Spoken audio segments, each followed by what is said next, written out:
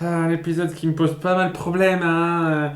Conceptuellement, il y a beaucoup de choses intéressantes là-dedans, mais dans l'absolu, c'est tellement mal foutu. Et on prend. Je trouve qu'on nous prend tellement pour des jambons dans la considération des répercussions de tout ce qui se passe, en fait. Franchement, waouh, c'était assez lourd, hein. Franchement, assez lourd, hein.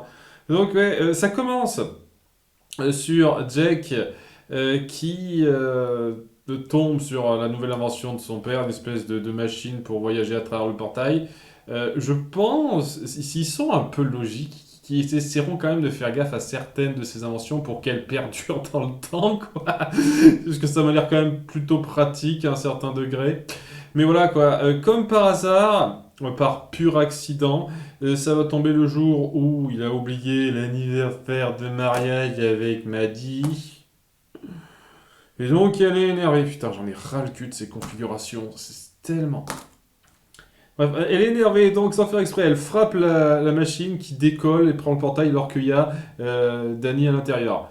Et donc pendant une petite période, il va être à l'intérieur donc du monde fantomatique et il va tomber sur une espèce de shérif, de maître de prison du coin, qui lui dit de façon un petit peu véhémente mais relativement sympa qu'il n'a pas sa place ici, il est hors juridiction et qu'il lui fait un avertissement la prochaine fois ça se passera pas bien. Histoire de dire que ça y est un peu de nulle part et qu'il est un tout petit peu raisonnable sur le principe. C'est-à-dire, tu savais pas, très bien, maintenant tu sais plus jamais. c'est... Et le truc, bien entendu, étant donné qu'on met ça en place, c'est pour qu'il retourne là et qu'il se passe des problèmes, Danny. Et ça va être un problème assez important pour moi, mais bon. Le truc, c'est que en revenant là-bas, on va se centrer un petit peu sur les problèmes de couple entre Maddy et Jack et le fait que ben voilà, elle est énervée alors qu'elle part voir sa sœur en parlant de divorce. Dans un gros malentendu, un quiproquo bien gras que j'ai vu venir à des kilomètres, qui n'a fait qu'alourdir le récit, le forçage de merde qu'on nous a donné. Mais voilà, il croit qu'elle va divorcer avec lui, Danny croit qu'elle pense à divorcer avec lui, et Jack, pour changer, se dit tiens, je vais essayer de faire quelque chose pour me faire pardonner, je vais aller la voir, j'ai même préparé un super gardien de mariage, je sais pas ce que c'est, hein, ça va être le gros délire qu'on mettra en place et on saura même pas ce que c'est à la fin au passage, ce délire.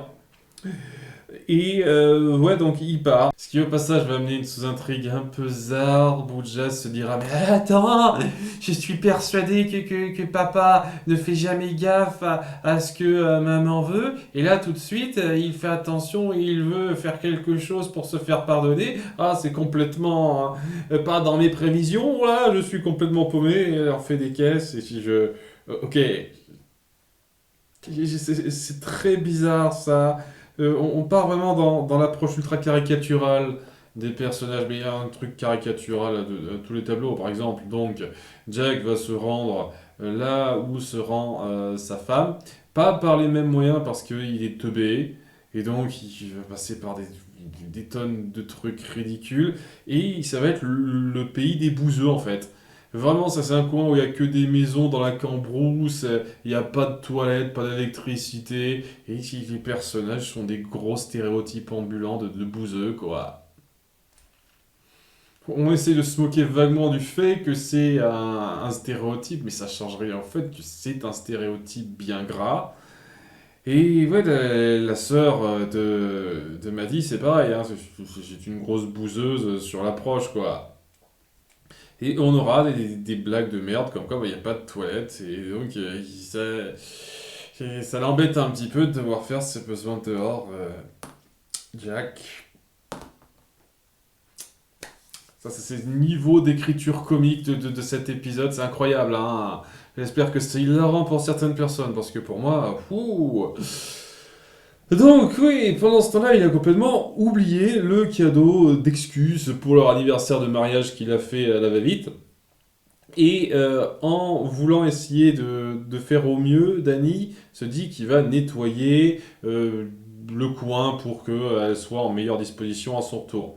Seulement, voilà, en nettoyant le laboratoire, en utilisant ses pouvoirs, parce qu'apparemment il a un truc qui fait jarter les objets où il veut, plus ou moins, sauf le dernier. Non, mais parce que vraiment, quoi, il fait jarter les déchets dans la poubelle, les cartons sur les étagères, etc. Mais le dernier objet qui touche avec ses petits rayons comme ça, eh ben ça l'envoie pas du tout là où il voudrait qu'il aille, quoi. Le dernier objet, évidemment, c'est le cadeau que son père a oublié, et paf, il le jarte dans le portail. Qui au passage, pourquoi il est tout le temps ouvert maintenant? J'étais persuadé qu'il n'était pas ouvert 24 heures sur 24, des fois il est un petit peu fermé, non, maintenant apparemment il est ouvert tout le temps, tout le temps. Je sais pas, c'est bizarre, c'est peut-être moi qui n'ai pas fait gaffe, mes excuses. Bref, le cadeau est pris là-dedans, il se sent mal. Danny, il en parle rapidement à Sam et Tucker qui sont là histoire de dire, bon, ils ont vaguement une importance, on en parlera rapidement de ça. Et il se dit non, il faut absolument que je récupère ce cadeau de l'autre côté. Et donc il va être un petit peu guidé par eux, même si ils l'aideront pas particulièrement sur ce côté-là. Et donc en se rendant là-bas, il va voir quelques portes, histoire d'appuyer un petit peu la découverte qu'on a déjà vu avant, mais de façon un peu plus poussée, de ce monde derrière le portail. C'est le truc que j'apprécie dans cet épisode. Vraiment, on découvre davantage comment ce monde est un peu agencé, comment il s'organise, avec ce système aussi de lois. Sur lequel je vais me pencher un petit peu parce que ça me pose un peu problème, beaucoup de problèmes, les conséquences une fois de plus. Enfin bref, après quelques recherches, et en utilisant le sous-marin de son père, ils arrivent à repérer l'endroit où il y a des tonnes d'objets de la vie humaine qui sont pas censés être dans le monde fantomatique. Et là-dedans, il y a le fantôme des cartons. C'est pas drôle. Je vais le dire clairement, hein, je sens que vous voulez en faire une blague récurrente, un running gag. C'est pas drôle, c'est un blaireau qui dit je suis le fantôme des cartons, regardez les cartons, c'est mon truc. Je ne trouve pas ça drôle. Je suis désolé, je trouve que c'est un petit peu feignant sur les bords, surtout la façon dont vous l'appuyez, c'est tellement un blaireau, quoi, il n'y a aucune finesse là-dedans. Si c'est censé être ça, le gros running gag que je suis censé attendre, je vous cache pas que je suis pas super emballé, quoi. Mais bon, hein, question de carton, voilà ce qu'on y est. Bon, ils se font vite capturer par le shérif, chef de garde du coin, qui les repère et qui fait un petit peu son laïus à Danny. Alors le truc c'est que bon, le gars il était un petit peu courtois de lui dire de se barrer, et premier avertissement, mais pas de deuxième avertissement, hein. T'es dans une zone non déclarée, t'es complètement illégal, tu vas accroupir ici pendant 1000 ans, merde. Carrément. Sachant au passage qu'il a aussi réquisitionné le cadeau en termes de contrebande, ce qui fait que ça se recoupe, histoire de dire. Et donc il va se retrouver dans cette espèce de prison du monde fantomatique, où il y a pas mal de malfrats qui ont enfreint certaines règles. J'imagine que pour la plupart d'entre eux, c'est d'avoir essayé d'entrer dans le monde des humains, alors qu'ils n'avaient pas le droit de le faire. Donc, et évidemment, il va retomber sur pas mal des méchants qu'il a affrontés. Et il y a deux trucs qui me gênent. Bon, déjà, je trouve un petit peu dommage qu'on donne leur voix qu'à deux d'entre eux. J'ai le sentiment que c'était un peu trop compliqué de donner leur voix à trop de personnages, donc on n'a que deux persos là-dedans, dans ces méchants repris qui parlent. Ce qui fait que les autres, c'est tellement anecdotique qu'ils soient là ou pas, c'est juste, ah, vous vous souvenez de ci, ça, ok. Il y a des moments, je suis même pas sûr d'avoir vu, c'est une espèce de mec robotique là. Est-ce que c'est censé être Technos? Mais Technos, il n'avait pas cette forme-là, j'en suis presque certain. Je sais pas, peut-être que c'est un problème d'ordre de diffusion, je sais pas trop. Bref, la première que l'on entend parler, c'est la mémé cantinière. Parce que c'est la première grande méchante, ok. Le truc avec ça aussi, c'est que maintenant, elle est plus à ce point fanade de viande. Elle peut proposer autre chose que de la viande. C'est un peu bizarre, mais bon, c'est pas un problème particulièrement grave. C'est juste que c'est un méchant de merde de base, je trouve. Et l'autre, c'est Skulker. Skulker, je le rappelle, qu'on a vu l'épisode précédent, il était parfaitement libre. Et surtout, on avait justifié que s'il s'était libéré en ayant pu reprendre son armure, eh ben c'est parce qu'il avait été aidé par Vlad. Et là maintenant, un épisode après, ben, il est de nouveau dans la zone fantôme, capturé et avec son armure. C'est-à-dire qu'il a été renvoyé dans le monde des fantômes avec son armure complète. Comment ça marche? Ça n'a aucun sens. Déjà, je veux bien accepter le fait que peut-être j'ai loupé un épisode, c'est mal diffusé une fois de plus, ou peut-être même que Hors-Champ il a recapturé pour le remettre dans la zone fantôme. Ok, ça change rien au fait qu'à aucun putain de moment, c'est logique qu'il soit dans cette cellule avec sa combinaison, ça n'a aucun sens. Mais là, vous aviez essayé de le justifier de façon acceptable l'épisode précédent, vous le chiez dans cet épisode. C'est n'importe quoi. C'est n'importe quoi ça. Et c'est sur lui qu'on se centrera en grande partie. C'est lui le représentant principal des taulards qui en veulent à Danny Phantom. Et Danny leur dit, attendez, pour l'instant, votre priorité c'est pas moi, c'est de s'échapper d'ici. Et si on œuvrait ensemble pour le faire? Et je me pencherai là-dessus plus tard sur les retombées morales de la chose, mais le truc qui me sidère avec ça, c'est que on a des tas de méchants avec des capacités plus ou moins diverses, et il y a besoin d'un fantôme en plus pour arriver à quelque chose. Je veux dire, leur plan, c'est juste, on fout le bordel, on s'attaque aux gardes, et puis on y arrive, quoi. Hein, c'est plus ou moins ça. On les distrait rapidement, mais s'il n'y avait pas besoin de Danny pour ça, quel est... C'est complètement con. Si au moins vous aviez joué sur le fait qu'ils avaient besoin de Danny pour s'en sortir. Non, même pas, à peine. Et ce qui se passe, c'est que voilà, bah, Danny leur a permis à tous de se barrer. Voilà, ils se barrent tous. Hein. Lui, il va rester un peu derrière pour se battre contre le chef des gardes et reprendre le cadeau, parce que c'est super important. Mais voilà, il a permis à tous ces méchants qui ont quand même provoqué pas mal de problèmes et qui pourraient être dangereux pour la ville, le monde réel, parce que c'est clair et net qu'il compte y retourner. Et ça le déface pas plus que ça. Il a aucune culpabilité particulière par rapport à ça. Vraiment, hein, on nous balance ça comme ça, en mode, oh, c'est bon, bah, vous savez pourquoi les méchants se barrent, et on s'en branle royalement de la considération morale derrière ça. C'est de la merde, ça. Je suis désolé, c'est de la merde. Comment on peut faire ce genre de conneries, quoi? Je détestais quand on faisait ça dans American Dragon, je vais détester quand on va faire ça dans cette série. Et putain, j'espérais vraiment qu'on ne le fasse pas. Putain. Bref. Il se bat contre le chef des gardes, il s'appelle Walker, il me semble. Est-ce que c'est en référence à Walker Texas Ranger? Je ne sais pas. Et ouais, au début, il s'en sort pas super, mais il va être aidé par Sam et Tucker qui vont décider de le suivre à l'intérieur en prenant donc le sous-marin pour naviguer à travers le truc. Au passage, parenthèse rapide, ils tomberont sur un fantôme qu'on a déjà vu, c'est-à-dire la fille qui se transforme en dragon avec un collier. Et comment c'est possible? Je suis désolé, mais j'en ai marre. Je vous jure, ce genre de truc m'énerve et ça prouve qu'on a vraiment affaire à des gens qui ne réfléchissent pas à ce qu'ils écrivent. Et c'est ça qui est particulièrement irritant du fait que l'épisode précédent, ça donne l'impression qu'ils le savaient. C'est ça qui tu passes du coq à l'âne à ce niveau-là, c'est irritant. Comment ça se fait qu'elle ait encore son putain de collier en fait?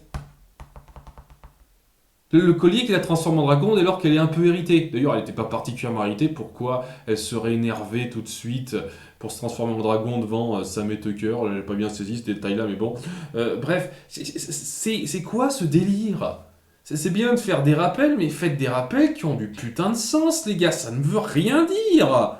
Elle devrait pas pouvoir se transformer. Elle devrait plus avoir accès à ce collier. Danny aurait dû s'en débarrasser d'une façon ou d'une autre. Je sais même plus comment ça se passe, ce qu'il a fait pour se débarrasser du collier. On l'a pas vu, il me semble, dans l'épisode 3, mais... C'est chiant. C'est chiant de faire ce genre de continuité de merde, pas réfléchi. Ah, et ça sert à rien, c'est juste pour faire une péripétie à la con sur leur chemin, ils s'en foutent royalement. Ça appuiera juste le fait qu'ils se rendent compte que c'est eux les fantômes dans ce monde-là. C'est eux qui sont immatériels, qui peuvent pas être touchés par les autres.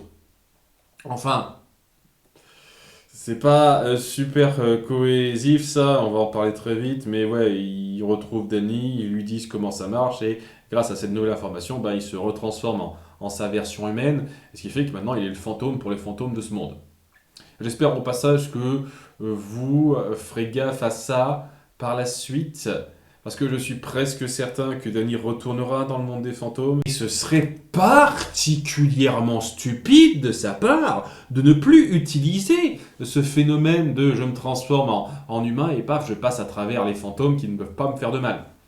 Ce serait particulièrement stupide qu'il ne le fasse plus. C'est une petite remarque comme ça, si jamais, si jamais. Mais oui, le truc bizarre là-dedans, c'est un détail hein, par rapport aux autres trucs dont je me suis plein, c'est rien du tout. Oui, il se transforme en humain et il passe pas à travers le sol. Alors qu'il devrait, hein, si on part dans la logique, mais bon, c'est un détail. Parce que bon, en tant qu'humain, il peut pas voler, contrairement en tant que fantôme, quoi. Donc il faut quand même que ça passe. Il arrive à se barrer avec le cadeau en disant hey, tant pis pour ta gueule, mec, j'ai complètement foutu en l'air ta prison et j'ai libéré des criminels qui vont foutre la merde dans le monde réel. Je suis trop content, c'est génial. Et après ça, en mode transition YOLO, on n'explique rien, il se retrouve à l'endroit où est sa tante, parachutée, avec Jazz qui l'a suivi parce que pourquoi pas. Il lui a expliqué ce qu'il voulait faire pour donner le cadeau à sa mère alors que Jack a enfin fait son petit discours d'excuses pour dire à partir de maintenant je ferai plus gaffe aux dates importantes. Ok, très bien, on est content. Et ouais, le truc avec ça, c'est qu'il y a tout le monde qui célèbre quelque chose. Ce qu'on célèbre, c'est les 10 années de divorce de la sœur de Maddie. Voilà, et donc c'était ça le quiproquo mis en place. Elle n'a jamais pensé à divorcer après juste cet oubli, hein, c'était juste pour effrayer nos personnages. Donc en plus, d'avoir fait tout ça pour quelque chose qui était quand même assez minime par rapport au grand ordre des choses, et ben en fait ça ne servait absolument à rien. Et la cerise sur le gâteau par rapport à ça, c'est surtout que le cadeau, on voit même pas ce que c'est. Dire à la fin, Maddie l'ouvre devant Jack et ce qu'il en sort, c'est le fantôme des cardons, blague. Et ils le poursuivent et la vie continue, les trucs habituels, blablabla. Et c'était censé être quoi ce cadeau? C'était quoi le truc? Si au moins vous aviez montré quelque chose de significatif pour dire qu'il pense à elle, qu'il y a au moins un moment un peu sentimental mignon là-dedans, non, allez vous faire foutre, ça veut rien dire. Parce que vous n'avez pas réfléchi à quoi que ce soit de significatif pour eux dans leur histoire ou quoi que ce soit. Je crois que je préfère encore légèrement, très légèrement cet épisode numéro 1, mais pas beaucoup, hein. C'est surtout la découverte du monde fantomatique et le personnage du shérif, chef de garde qui était assez classe. J'avoue, il avait une présence, il était plutôt cool. Ça, j'ai apprécié. Le concept même de faire en sorte que Danny fasse équipe avec ses ennemis momentanément pour une autre menace, moi je trouve que c'est très intéressant, ça peut être très cool. Mais dans ces circonstances-là, c'est pas mérité une seule seconde. Ah, c'était insupportable. Voilà, c'est insupportable à regarder la façon dont on chie sur tellement de choses, de conséquences, et dont on se fout royalement de la signification de presque tout, quoi. C'était un épisode blague. Un épisode blague qui est censé être important puisque c'est cet épisode qui va justifier pourquoi il y a autant de fantômes qui reviennent sur le marché. Mais super. Putain, j'espère en avoir pas trop des comme ça. Je veux dire, je trouve que l'épisode 1 est pire parce que c'est juste un gâchis d'introduction en fait. Le ton est naze dans l'épisode 1 aussi, mais c'est surtout son placement. Son placement est insultant par rapport à ce qu'il est censé représenter cet épisode. Franchement. C'est ça qui lui donne pas mal de points en moins. Mais s'il n'y avait pas ce côté premier épisode, je préférerais l'épisode 1 à celui-là sans problème. Cet épisode part sur des considérations qui m'énervent. Vraiment, et c'est quelque chose qu'il y avait dans American Dragon à 2-3 moments, mais pas à ce stade-là. Là, on tombe presque, bon, pas tout à fait, mais presque au niveau Star Butterfly. Ce côté on fait les cons, on provoque la merde, on s'en bat les couilles. Pas tout à fait encore, parce qu'on sent qu'il veut bien faire, Danny, donc au moins il y a ça, mais La considération derrière, quand même, est vachement importante, quoi. Et le fait qu'elle soit pas prise en considération et qu'on s'en bat les couilles, qu'il continue sa vie comme si il avait rien fait de grave, ça me saoule, ça. Ça me saoule particulièrement. Enfin voilà. Bientôt pour l'épisode 9. Bye!